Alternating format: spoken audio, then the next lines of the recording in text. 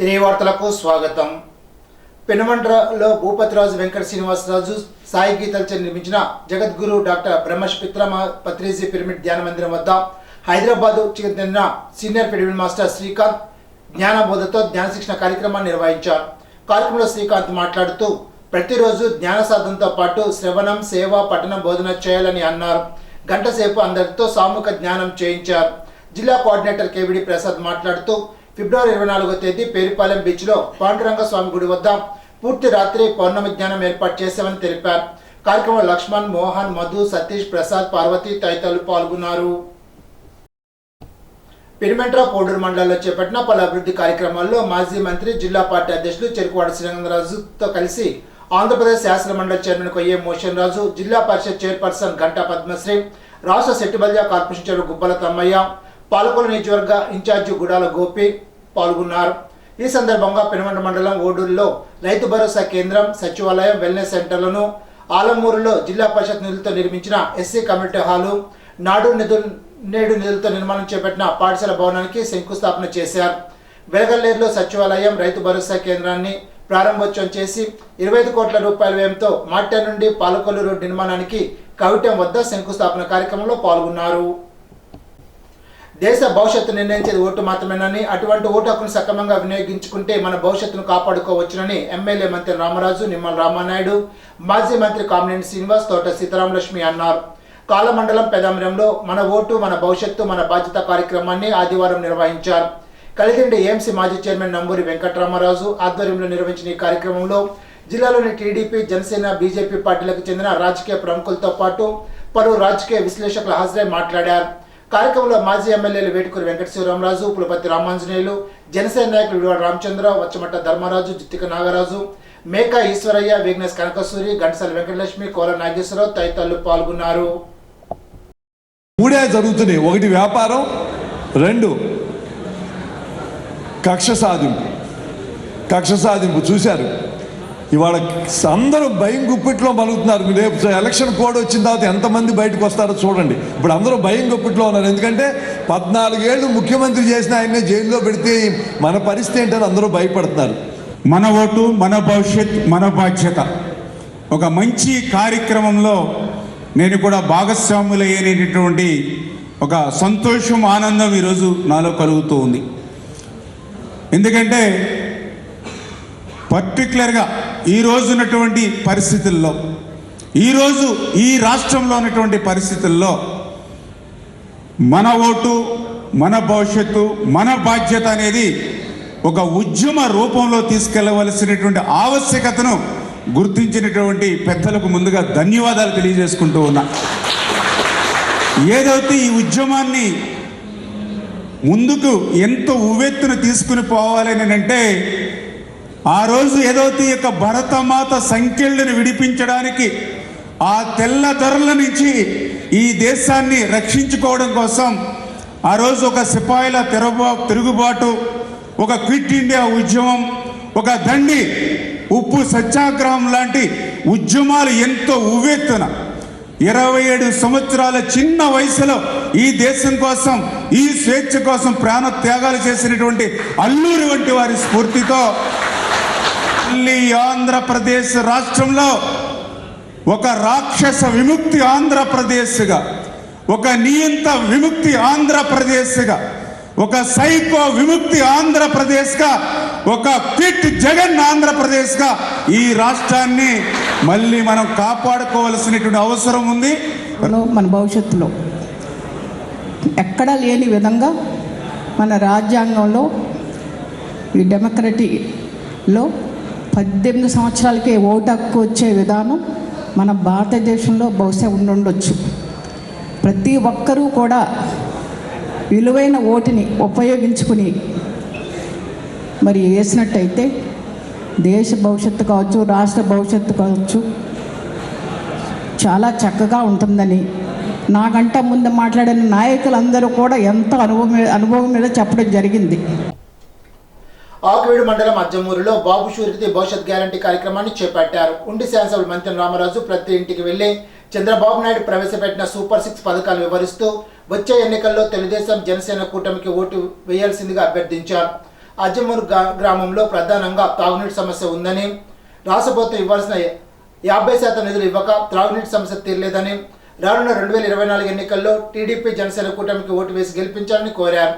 మండలాధ్యక్షుడు మోటుపల్లి రామ్మోహన్ ప్రసాద్, భూపతిరాజు తిమ్మరాజు, బొచ్చు కృష్ణ, మధ్య సత్యనారాయణ, జనసేన మహిళా అధ్యక్షులు సునీత, తెలుగుదేశం జనసేన నాయకులు కార్యకర్తలు పాల్గొన్నారు.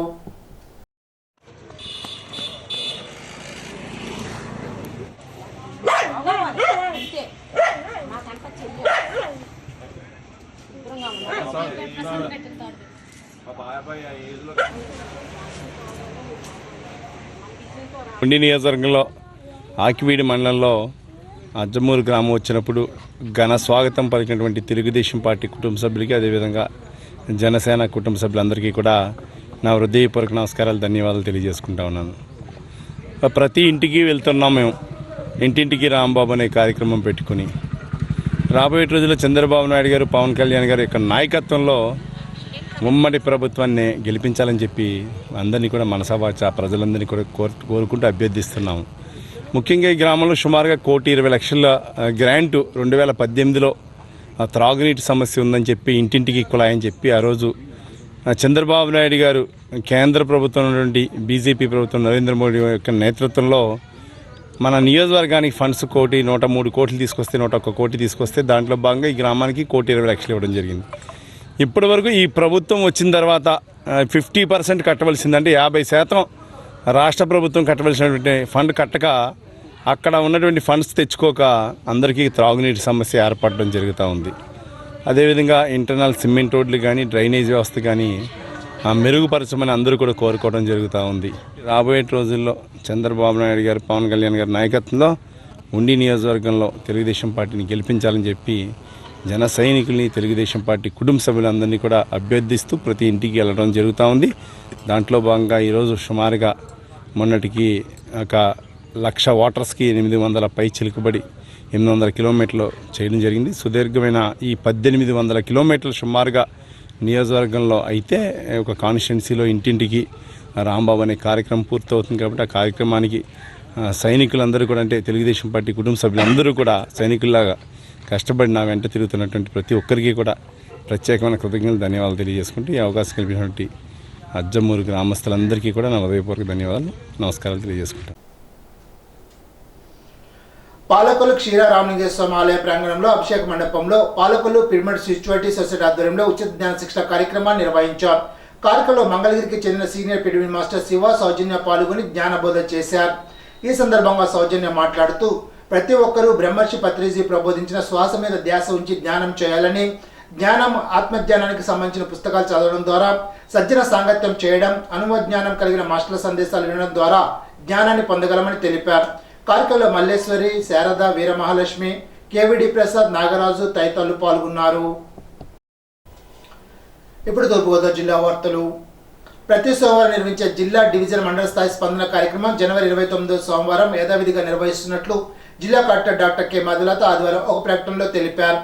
రాజమహేంద్రవరంలోని జిల్లా కలెక్టర్ కార్యాలయంలో డివిజన్ స్థాయిలో ఆర్డీఓ, మున్సిపల్ స్థాయిలో కమిషనర్లు, మండల స్థాయి అధికారులు, గ్రామ స్థాయి, గ్రామ వార్డు సచివాలయం నుండి ప్రజల నుండి సంబంధిత సిబ్బంది స్పందన అర్జీలను స్వీకరిస్తారని తెలిపారు. ఉదయం 10 గంటల నుండి మధ్యాహ్నం 1 గంట వరకు ఫిర్యాదులు స్వీకరిస్తారని కలెక్టర్ తెలిపారు. రెవెన్యూ, మున్సిపల్, మండల, గ్రామ వార్డు సచివాలయాల్లో స్పందన ఫిర్యాదులు అందజేయాలని కలెక్టర్ తెలిపారు. మండల స్థాయి అధికారులు అందరూ మండల ప్రధాన కేంద్రంలో ఒకే చోట హాజరై ప్రజల నుండి స్పందన అర్జీలు స్వీకరించాలని ఆమె అన్నారు. ప్రారంభించబడిన యువతను పునరుద్ధరించడం పేరుతో పాన్ ఇండియా కార్యక్రమంలో భాగంగా తూర్పుగోదావరి జిల్లా న్యాయ సేవాధికారి సంస్థ కార్యదర్శి senior civil judge K Prathyusha Kumari ఆదివారం రాజమహేంద్రవరం కేంద్ర కారాగార, మహిళా కారాగారాన్ని సందర్శించారు. ఈ సందర్భంగా ప్రత్యూష కుమారి మాట్లాడుతూ జైల్లో ఉన్న చట్టంతో విభేదించబడిన బాలురు, బాలికలు గుర్తించి న్యాయస్థానాల ముందు వారి బాలత్వాన్ని నిరూపించుకోవడానికి అవసరమైన చట్టపరమైన సహాయాన్ని అందించే లక్ష్యంతో ఈ కార్యక్రమాన్ని జనవరి 25 నుండి ఫిబ్రవరి 27 వరకు నిర్వహించబడుతుందని తెలిపారు. ప్రజా సంకల్ప పాదయాత్రలో ముఖ్యమంత్రి వైఎస్ జగన్మోహన్ రెడ్డి ఇచ్చిన మాట ప్రకారం స్వయం సహాయక సంఘ మహిళలకు రుణవిముక్తులు చేస్తూ వైఎస్ఆర్ ఆసరా పథకాన్ని 4 విడతలు అమలు చేసి వారి జీవితాల్లో వెలుగులు నింపామని జిల్లా ఇన్ఛార్జి మంత్రి, బీసీ సంక్షేమ, సమాచార, పౌర సంబంధాలు, సినిమాటోగ్రఫీ శాఖ మంత్రి చెల్లుబోయిన శ్రీనివాస వేణుగోపాల కృష్ణ పేర్కొన్నారు. ఆదివారం రాజమండ్రి రూరల్ మండలంలో 4వ విడత ఆసరా కార్యక్రమానికి హుకుంపేట డీమార్ట్ ప్రకటనల ఆవరణలో నిర్వహించిన కార్యక్రమానికి జిల్లా ఇన్ఛార్జి మంత్రి వేణుగోపాల్ కృష్ణ, రాష్ట్ర గ్రీన్ బ్యూటిషియన్ కార్పొరేషన్ చైర్మన్ చంద్ర నాగేశ్వర్, అధికారులు, స్థానిక నాయకులతో కలిసి పాల్గొన్నారు. ఈ సందర్భంగా మంత్రి వేణుగోపాల్ కృష్ణ మాట్లాడుతూ రాష్ట్ర ముఖ్యమంత్రి వైఎస్ జగన్మోహన్ రెడ్డి మహిళల ఆర్థిక స్వావలంబనే లక్ష్యంగా అనేక సంస్కరణలు చేపట్టారని తెలిపారు. రాష్ట్ర వ్యాప్తంగా వైఎస్ఆర్ ఆసరా పథకం కింద 4 విడతలుగా 7,98,395 గ్రూపుల్లో 79 లక్షల మంది సభ్యులకు గాను 25,570 కోట్ల ఆసరాగా కల్పించామని తెలిపారు. కార్యక్రమంలో చంద్ర నాగేశ్వర్, విఎస్ఎన్ మూర్తి, కెఎన్ జ్యోతి, ఎం శ్రీనివాసరావు, స్థానిక నాయకులు, అధికారులు పాల్గొన్నారు. ఇప్పుడు ఏలూరు జిల్లా వార్తలు. జీవో నెంబర్ 512 ద్వారా తీసుకొచ్చిన భూ యాజమాన్య హక్కు చట్టంలో అత్యంత ప్రమాదకరమైన నిబంధనలు ఉన్నాయని పలువురు ఆందోళన వ్యక్తం చేశారు. వ్యవసాయ భూములు, నివాస స్థలాలు, భవనాలు తదితర అన్ని రకాల స్థిరాస్తులపై హక్కులు నిర్ధారించి టైటిల్ రిజిస్టర్లు నమోదు చేసే అధికారాన్ని రాజకీయ నాయకుల కనుసన్నల్లో మెలిగే రెవెన్యూ శాఖ కట్టబెట్టారని తెలిపారు. ఈ చట్టంలో సెక్షన్ 38 ప్రకారం టైటిల్ రిజిస్ట్రేషన్ ఆఫీసర్ భూమి హక్కు అప్పీలేట్ ఆఫీసర్కు నిర్ణయాధికారం కలిగిన ఏ విషయంలోనైనా సివిల్ కోర్టుకు జోక్యం చేసుకునే అధికారం లేదని అన్నారు. ప్రపంచ వాణిజ్య సంస్థ సలహా మేరకే నీతి ఆయోగ్ 2019లో ప్రతిపాదించిన ఈ చట్టాన్ని దేశంలో మొదటిగా ఆంధ్రప్రదేశ్లో అమలు చేయడం కేంద్ర మోడీ ప్రభుత్వానికి రాష్ట్రంలో జగన్మోహన్ రెడ్డి ప్రభుత్వం లొంగుబాటుకు నిదర్శనమని అన్నారు. ఈ నెల 31న ఉదయం 10 గంటలకు ఏలూరు కలెక్టరేట్ ముందు ధర్నా నిర్వహించాలని పిలుపునిచ్చారు. కార్యక్రమంలో కుప్పల కన్నబాబు, కోన శ్రీనివాసరావు, గౌడు రంగబాబు, రంగారావు తదితరులు పాల్గొన్నారు. ఈనాటి బంగారు మాట. అవసరాల కోసం కలిసే స్నేహాలు, బంధాలు ఎప్పటికీ నిలబడవు. ఎమర్సన్. ఈ వార్త ఇంతటితో సమాప్తం. తిరిగి బిజినెస్లో కలుసుకుందాం. అంతవరకు సెలవు. నమస్కారం.